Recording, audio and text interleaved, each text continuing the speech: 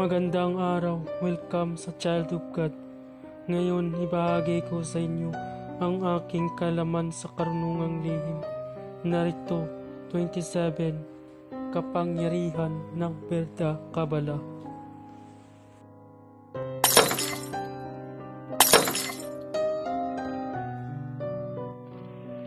Kapangyarihan ng Berda Kabala.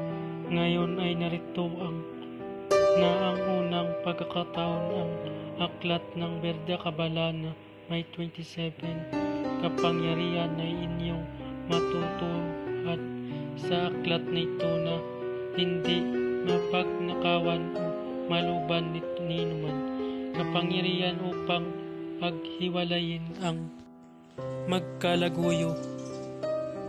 Kapangyarihan sa pag-ibig, kapangyarihan ng satur sa bilis at liksi, kapangyarihan upang magkasundo ang mag-asawa o ng magkasintahan at marami pang iba na matutunghayan lamang sa aklat na ito na punong-puno ng kahiwagaan. Ang nilalaman ng aklat na ito ay pawing mga orinal na salita at totoong makapangyarihan. Tunghayan po natin ang mga sumusunod.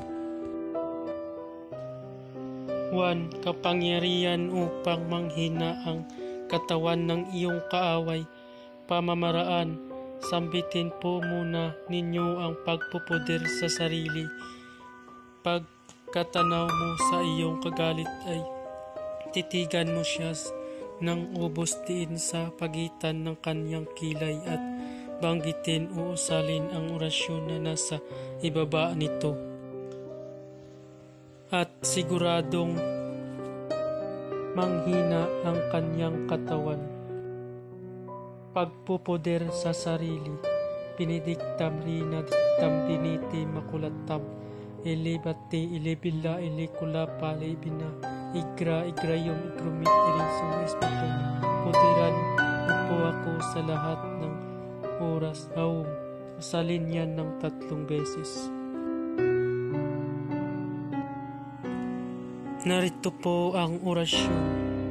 Adran, ini, lilirim, perditionem, procoltis, bulhum, igulhum, bakhum, buhum, sari, Dios, sok, koli, birin, pa, kunhikiyang, kalinik, kitik, liabi ususi, kiktibi, kignum, ilikti. Number 2. Kapangyarihan sa pangkaligtasan sa lahat ng kapanganiban bago manaog ng bahay ay banggitin o usalin mo lamang ang orasyong ito at siguradong ligtas ka sa lahat ng disgrasya. Narito po ang orasyon. Jesu Christi Sancti Liuti Nasa Tenus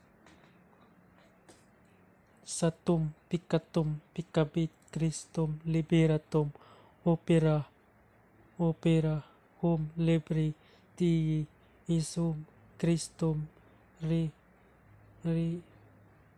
Sancto Pater I Benedictus Salvami.